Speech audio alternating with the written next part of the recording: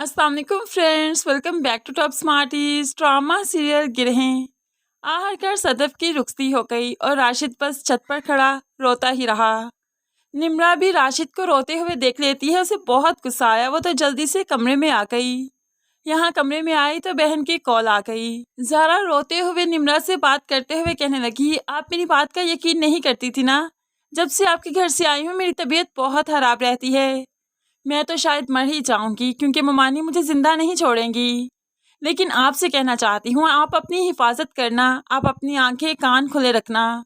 तो निम्रा परेशान हो जाती है, कैसी बातें करी हो ज़ारा, मैं भी इतने अरसे से यहाँ पर हूँ। मैंने तो ममानी को ऐसा कुछ करते नहीं देखा, तुम्हें गलत फहमी हुई है। अब तो यहाँ पर राशिद ने भी सुन लिया। क्या तुम्हारी बहन मेरी माँ का पीछा नहीं छोड़ सकती? हर वक्त उनके पीछे पड़ी रहती, जब यहाँ पर थी तब भी और अब वहाँ गई तो तब भी। अब तो वो अपनी माँ के पास चला जाता है। निम्रा रोकती भी रही लेकिन राशिद अपनी माँ से बात करता है। अम्मी, ये ज़ारा को कैसे गलतफहमी हो गई कि आप हमलात करती हैं? आखिर ऐसा क्या देखा उसने? तो माँ परेशान, तुम्हें किसने कहा?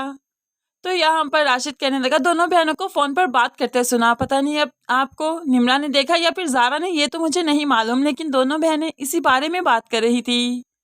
अब तो यहाँ पर पानी सर से ऊपर हो गया। तो सुरैया बेगम ने सोचा कि ज़ारा का बंदोबस्त करना होगा, इसे बहुत जल्द इंतकाम तक पहुंचाना होगा। और अब सुरैया बेगम कुछ ऐसा ही करने वाली है। अगले दिन फिर निम्रा जब ऑफिस जाने लगी तो अपना मोबाइल घर भूल गई।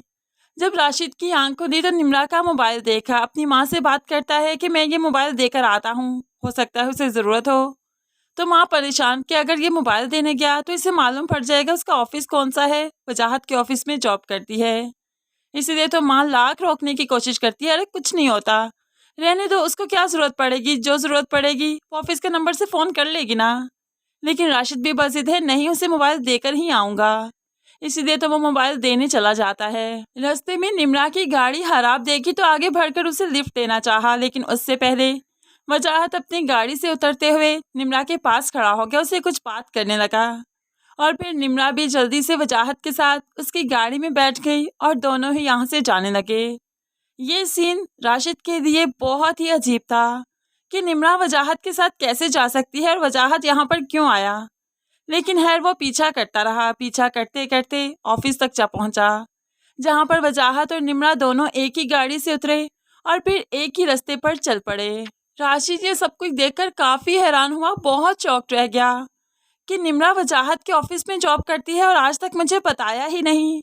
अब तो ये राज खुल ही गया। राशिद तो घर आकर काफ़ी हंगामा करेगा, निम्रा से भी झगड़ा करेगा, लेकिन सुरैया बेगम है ना, वो सब कुछ संभाल लेगी क्योंकि वो जानती है कि अगर दोनों का झगड़ा बढ़ गया, अगर राशिद ने निम्रा को जॉब करने से रोक दिया तो फिर पैसा कहाँ से आएगा। और सुरैया बेगम को तो सिर्फ पैसे से गर्ज है, इसलिए अपने बेटे की बोलती वो खुद ही बंद करेगी।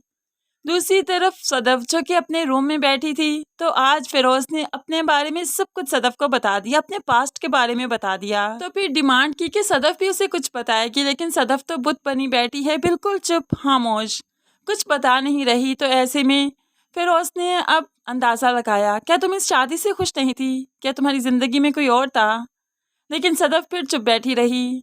ऐसे में फिरोज सदफ के मुंह पर हाथ रखते हुए अपनी तरफ उसका चेहरा फेरता है। अब सदफ हो सकता है कि इसे राशिद के बारे में बता भी दे, लेकिन खैर इतनी बेवकूफ़ तो नहीं कि आते ही राशिद के बारे में बता देगी, क्योंकि अभी तो इसे राशिद को जेलस करना है, फिरोज के साथ उस मोहल्ले में जाना है, हंसी खुशी अपनी ज़िंदगी गुजारने का ड्रामा करना है। इसलिए अभी ये फिरोज को राशिद के बारे में नहीं बताएगी, फिरोज को आगे चलकर खुद ही मालूम पड़ेगा।